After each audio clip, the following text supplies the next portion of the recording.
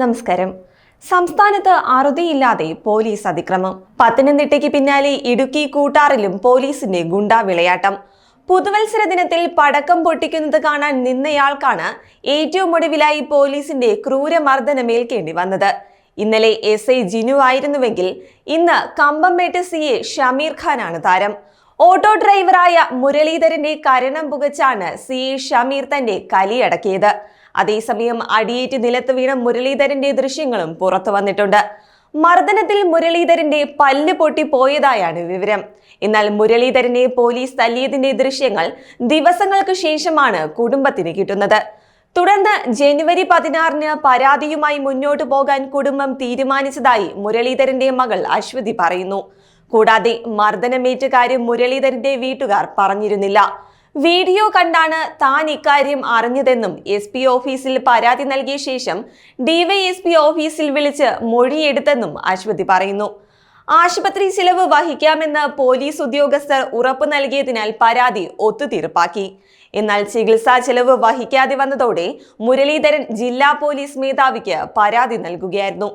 സംഭവത്തിൽ തുടർ നടപടി ഉണ്ടായിട്ടില്ലെന്നാണ് മുരളീധരന്റെ കുടുംബം ആരോപിക്കുന്നത്. എന്തായാലും സാധാരണക്കാർക്ക് നേരെയുള്ള പോലീസിന്റെ ഗുണ്ടാ വിളയാട്ടം ഒരു നിത്യ സംഭവമായിരിക്കുകയാണ്. കഴിഞ്ഞ ദിവസമായിരുന്നു പത്തനംതിട്ടയിൽ വിവാഹ സൽക്കാര ചടങ്ങിൽ പങ്കെടുത്തു മടങ്ങിയ സ്ത്രീകളടക്കമുള്ള സംഘത്തിന് നേരെ പോലീസ് ഒരു കാരണവുമില്ലാതെ ആക്രമിച്ചത്. പോലീസിന്റെ ലാത്തി ചാർജിലും മർദ്ദനത്തിലും യുവതിയുടെ തോളിലൊടിയുകയും 2 യുവാക്കൾക്ക് ക്രൂരമായ മർദ്ദനമേൽക്കുകയും ചെയ്തിരുന്നു. വലിയ പ്രതിഷേധങ്ങൾക്കൊടുവിലായിരുന്നു പ്രതികളായ പോലീസുകാർക്കെതിരെ നടപടിയെടുക്കാൻ മേലധികാരികൾ തയ്യാറായത്. എന്നാൽ അതിന്റെ ചൂടാറ് മുൻപാണ് അടുത്ത സംഭവം ഇടുക്കിയിൽ അരങ്ങേറിയിരിക്കുന്നത്. എന്തായാലും മനുഷ്യന്റെ ജീവനും സ്വത്തിനും കാവലാളാകേണ്ട പോലീസുകാർ തന്നെ ഗുണ്ടകളാകുമ്പോൾ എന്ത് ചെയ്യണമെന്നറിയാതെയാണ് കേരളം നിൽക്കുന്നത്. കൂടാതെ ആർക്കെങ്കിലും എതിരെ പരാതി കൊടുക്കണമെന്ന് ആലോചിക്കുമ്പോൾ ആദ്യം നമ്മുടെ ഓർമ്മയിൽ വരുന്നത് പോലീസ് സ്റ്റേഷനാണ്. എന്നാൽ പരാതി പോലീസുകാർക്കെതിരെയാണെങ്കിലോ? എന്താണ് ജനങ്ങൾ ഇനി ചെയ്യേണ്ടത്? അതിന് ഉത്തരം പറയേണ്ടത് ആഭ്യന്തര വകുപ്പ് കൈകാര്യം ചെയ്യുന്ന മുഖ്യമന്ത്രി പിണറായി വിജയൻ തന്നെയാണ്.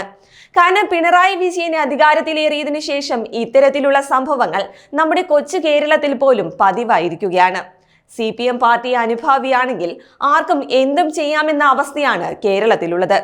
ഈ സംഭവത്തോടെയെങ്കിലും ഇതിനെതിരെ എന്തെങ്കിലും നടപടി സർക്കാർ സ്വീകരിക്കുമോ എന്ന് കണ്ടറിയാം.